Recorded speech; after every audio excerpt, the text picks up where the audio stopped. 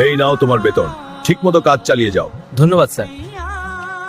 এতে তো অনেক টাকা। বস নিশ্চয়ই ভুল করে বেশি দিয়েছেন। এই টাকা কি আমি ফিরিয়ে দেব নাকি আমার ক্ষুধার্ত পরিবারের জন্য রেখে দেব?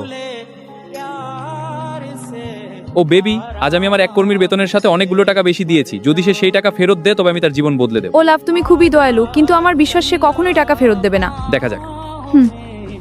ম্যাম সাহেব, বস কাল আমাকে বেতনের সাথে ভুল করে কিছু টাকা বেশি দিয়েছেন। আমি সেটা ফেরত দিতে এসেছি। ওহ, ঠিক আছে, আমি দিয়ে দেব।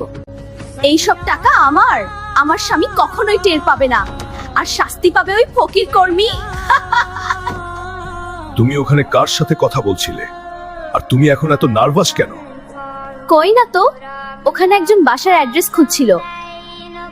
ওই ফকিরনি, আমার টাকা কোথায়? দ্রুত আমার টাকা ফেরত দে, না হলে তোকে আমি পুলিশে দেব। বিশ্বাস করেন বস, আমি আপনার টাকা ম্যাম সাহেবের কাছে ফেরত দিয়ে গিয়েছি। আপনার বিশ্বাস না হলে বাইরের সিসিটিভি ফুটেজ চেক করে দেখুন।